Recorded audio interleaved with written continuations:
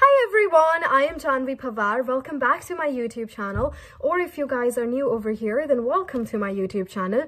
और मैं ये चीज वीडियोस में बहुत रेयरली बोलती हूँ कि आप इस पूरी वीडियो को एंड तक देखेंगे, एंड जस्ट बिकॉज बोलती नहीं उसका मतलब ये नहीं है कि वो एप्लीकेबल नहीं है, पर आप इस वीडियो को बिल्कुल एंड तक देखेंगे. Now most of the times, अब जैसा कि आपने इस वीडियो का टाइटल देखा होगा, you are learning a language wrong. आप कोई भी लैंग्वेज सीख रहे हैं, चाहे वो इंग्लिश है, फ्रेंच है, स्पेनिश है, एनी लैंग्वेज आउट देयर, और आप उसको कितने टाइम से सीख रहे हैं और किस प्रोसेस के साथ सीख रहे हैं, I am here to tell you that process is wrong. आप उसको गलत तरीके से सीख रहे हैं. सबसे पहली बात तो हम उसे एक नॉन नेटिव के पर्सपेक्टिव से सीखते हैं. दूसरी बात, हम काफी सारे रूल्स के साथ सीखते हैं. तीसरी बात, हम प्रैक्टिस नहीं करते, कंसिस्टेंस नहीं रहते. चौथी बात, हम चीजों को रटने की कोशिश करते हैं. तो काफी सारी ऐसी गलतियां हैं जो हम करते हैं. So you are learning a language totally wrong. And how do I know this? Because I've been in this field long enough. So I'm going to tell you a really proper structure कि आप किस तरीके से एक language को easily सीख सकते हैं और इस तरीके से सीख सकते हैं कि वो बिल्कुल natural लगे. So please stay tuned and let's get started. तो सबसे पहली चीज जो मैं आपसे पूछूंगी वो ये है कि आपने अपनी फर्स्ट लैंग्वेज, जो कि आपकी नेटिव लैंग्वेज है, वो कैसे सीखी. For example, my native language is Hindi and my native dialect is Haryanvi. मैंने वो कैसे सीखे? बिकॉज वो मेरे एनवायरमेंट में थे. अब हमारे एनवायरमेंट में 4 चीजें होती हैं जिसके थ्रू हम सीखते हैं. सबसे पहले हमारे पास आती है लिसनिंग. हम अपने पेरेंट्स को सुनते हैं, हमारे आस पड़ोस में जो होते हैं उन्हें सुनते हैं. Then we speak. वो जो बोलते हैं हम उसे रिपीट करते हैं. फिर उसके बाद जब हम स्कूल में चले जाते हैं, वहां पे हम रीडिंग सीखते हैं, like A for Apple, SANR. हम उसको रीड करते हैं, फिर हम उसकी ट्रेस करते हैं, जो कि हमारी आती है राइटिंग स्किल्स. तो आपने अपनी पहली लैंग्वेज को एक्सपोजर के थ्रू सीखा. किसके थ्रू सीखा? एक्सपोजर के थ्रू. आपने कभी उसे ऐसे सीखा कि नहीं यहाँ पे था आना चाहिए, यहाँ पे थी आना चाहिए, या फिर नहीं मेरे को ये 5-6 वर्ड्स याद करने चाहिए. Did you ever learn it like that? No, you didn't. अच्छा, एक और मेरा आपसे क्वेश्चन है. मैं मोस्ट ऑफ द वीडियोज में ये बोलती हूँ कि आपको अगर इंग्लिश सीखनी है तो आप मूवीज देखना शुरू कर दीजिए. तो काफी सारे स्टूडेंट्स की क्वेरी होती है, हमें कुछ समझ में तो आता ही नहीं है, क्या देखेंगे उसमें.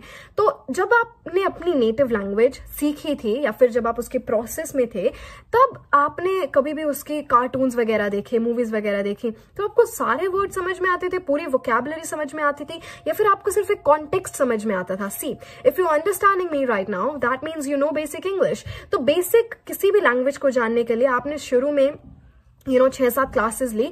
फिर उस लैंग्वेज को प्रोसेस लेकर आने के लिए आपको फिर रूल्स वगैरह की और एक प्रॉपर क्लास की जरूरत नहीं है, आपको एक प्रॉपर स्ट्रक्चर की जरूरत है. और वो स्ट्रक्चर क्या है?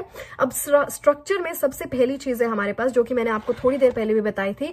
अ लैंग्वेज अगर आपको नेचुरल साउंड करना है, so a language is not just about cramming rules. A language is about pitch, a language is about intonation, a language is about pronunciation, and a language is about proper sentence structures. That's what a language is. तो सबसे पहला जो हमारे पास process है वो है listening. अब listening से आपकी किस चीज में मदद होगी? लिसनिंग से आपकी मदद होगी इंटोनेशन में, क्योंकि अगर मैं हिंदी की इंटोनेशन के साथ इंग्लिश में बोलूं, that's not gonna sound good.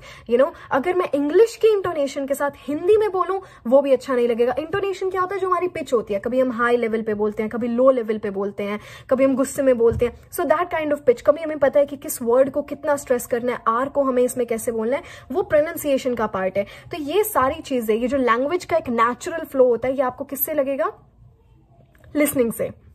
So basically अब लिसनिंग के लिए आप क्या कर सकते हैं? सोशल मीडिया हम सभी चलाते हैं, let's be very honest. Social media पे, फेसबुक पे अलग अलग वीडियोस आती हैं, इंस्टाग्राम पे रील्स आती हैं. टाइम पास करने के लिए हम यूट्यूब भी चलाते हैं.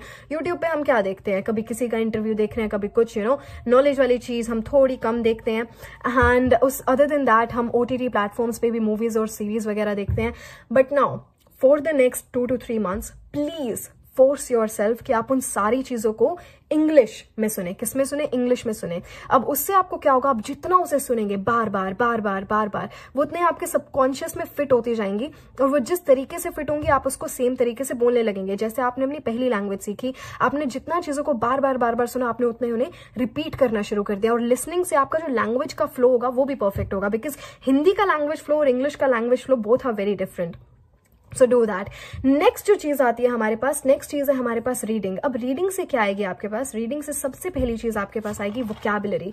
So reading for what? Reading for comprehension. So reading में आपके पास सबसे पहली चीज आएगी वोकैबुलरी.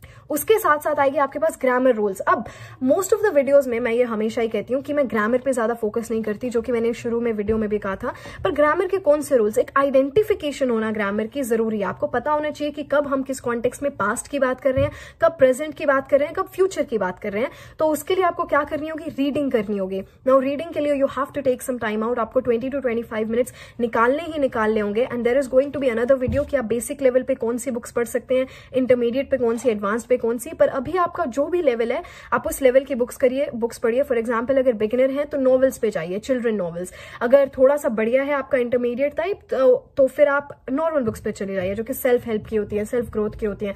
थोड़ा उससे भी ऊपर है, so go with a newspaper. And I think the best way is to read a newspaper. अगर आप न्यूज़पेपर पढ़ेंगे तो न्यूज़पेपर में आपको सेंटेंस स्ट्रक्चर्स, वोकैबुलरी और ये सारी चीजें मिलेंगी। और है ना, शुरू के आपको सिर्फ 15 से 20 दिन दिक्कत आएगी उसके वर्ड्स को बार बार गूगल पे जाके ढूंढने में, क्योंकि 20 दिन के बाद न्यूज़पेपर में वर्ड्स रिपीट होने शुरू हो जाते हैं। और जितना ही आप उन्हें रिपीटेड वर्जन में सुनेंगे उतना ही आप उन्हें खुद की लाइफ में रिपीट करेंगे।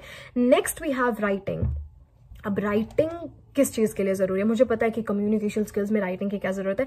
It is important. राइटिंग एक तो सबसे पहले क्या होगा, आपके जो दिमाग में थॉट्स चल रही हैं उन सारों को इंग्लिश में पुट करने में, या फिर जो भी लैंग्वेज आप सीख रहे हैं उससे पुट करने में writing is gonna help you. So writing is for basically reinforcement. तो राइटिंग जो है, आप जर्नलिंग शुरू कर दीजिए। उससे आपके क्या होगा, जो आपने रीडिंग में वोकैबुलरी पढ़ी, जो आपने लिसनिंग में एक्सप्रेशन सुने, फ्रेजेस सुने, उन सारों को आप राइटिंग में पुट डाउन करेंगे। For example your topic can be anything. आपने जो भी न्यूज़पेपर में टॉपिक पढ़ा उसको आप राइट करना शुरू करें अपने वर्ड्स में। पर जो आपने नए वर्ड्स पढ़े, नए वर्ड्स जाने, now start using those words in that writing. Okay. और राइटिंग में अब एक और चीज क्या होगी, जो आपने ग्रामर रूल्स जो रीडिंग के थ्रू आपके पास आए थे, you are gonna use them as well. जो आपने सेंटेंस स्ट्रक्चर्स रीडिंग में देखे थे आप उन्हें भी लगाएंगे। सेंटेंस स्ट्रक्चर जैसे नहीं होते सब्जेक्ट ऑब्जेक्ट ये और वो।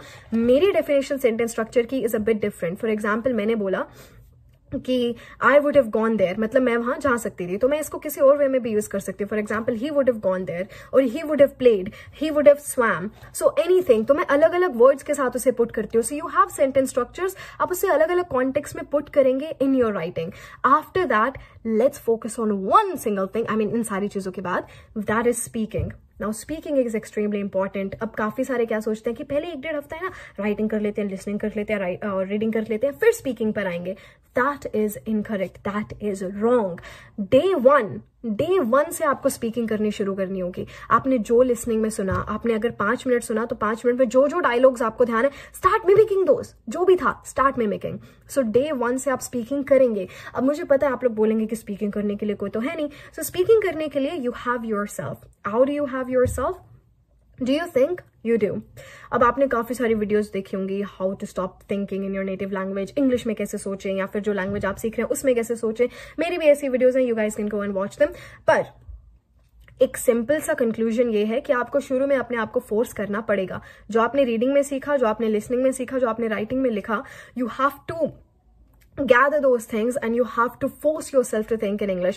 A habit, you can build a habit in 21 days. So please, अगर आपको एक लैंग्वेज सीखनी है तो आपको अपने आप को थोड़ा बहुत फोर्स भी करना पड़ेगा. So do that. And speaking की इंपॉर्टेंस डे 1 से ही आपको पता होनी चाहिए कि स्पीकिंग इज एक्सट्रीमली इंपॉर्टेंट. नहीं तो आपको रूल्स आते रहेंगे. ऐसे मैंने काफी सारे टीचर्स देखे हैं जिनको इंग्लिश के एक एक रूल का पता है. Like you know they know everything, but when it comes to speaking, not up to the mark. So you guys should know कि communication skills के लिए सबसे जरूरी क्या है? स्पीकिंग है. तो बोलना शुरू करें, मिमिक करना शुरू करें, सोचना इंग्लिश में शुरू करें.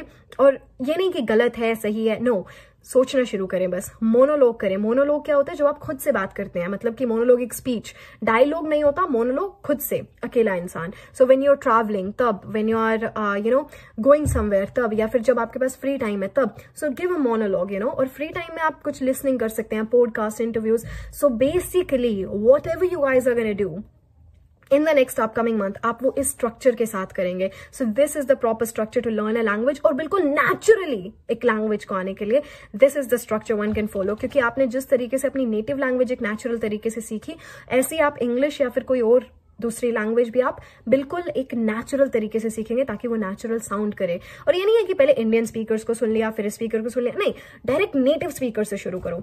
नेटिव स्पीकर से आप शुरू करेंगे, आपके पास करेक्ट प्रोनाउंसिएशन आएगी, करेक्ट इंग्लिश का लैंग्वेज फ्लो आएगा, करेक्ट फ्लुएंसी आएगी. सो do that. And I've been talking a lot, so please, I would love to know your progress, everybody, in the comment section. So Thank you so much everybody for watching. I'm Janvi Pawar and I will see you guys in the next video. Bye everyone. Stay safe.